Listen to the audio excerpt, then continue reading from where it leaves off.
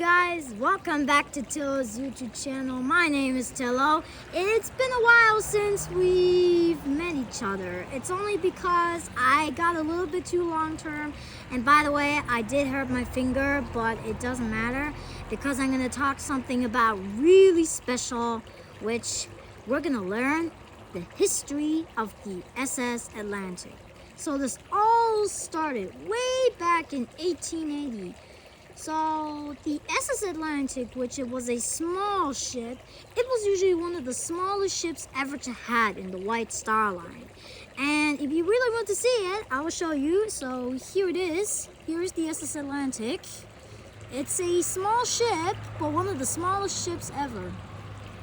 So it was built by, I think it was still built by Belfast, Ireland, by the White Star Line. And there were like sister ships of those at the time. But, okay, so first off, his first maiden voyage is, I think it left from Ireland to New York. So the SS Atlantic was heading straight towards out of the Atlantic Ocean to New York. But it wasn't long until it became nighttime. And until the captain had decided to divert. And you're probably all thinking, why was that? So because the captain actually became concerned that they may run out of fuel before reaching to New York, but they had it enough to remain coal, but the engineer had it about coal reserves, which means that they may run on short on coal. So there's either two options. Of course, we all know that the Atlantic would not have enough coal to reach New York, but they did have enough coal to reach to Halifax. Now, the problem is, no ship has ever from the White Star Line has ever diverged, and so they did diverge to Halifax. And the problem was that this wasn't long until they got a bit lost until for example, the ship was like about this far, and this is the area where for example, I show you guys. So this is the Halifax Harbor, and we could use this cup as the Sambro Lighthouse. So right now the SS Atlantic is going to Halifax, but the problem is the current has pushed the ship 12 miles away from Halifax. Sambro Island was now on the starboard side, which means they could still continue focusing on this side, on the port side. This wasn't long until everything was like calm. Nobody took any soundings, nothing is doing. But that there was actually one person who has known something wrong, which he actually was in the Halifax before, and he was trying to warn the captain and the crew, but they actually ignored him. And this wasn't long until the ship was about to run into the shore, and it did. So this wasn't long until after the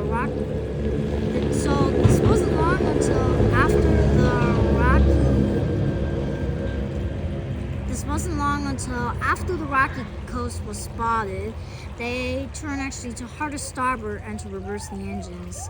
And on April 1st, 1873, the Atlantic struck an underwater rock known as Golden Rule Rock.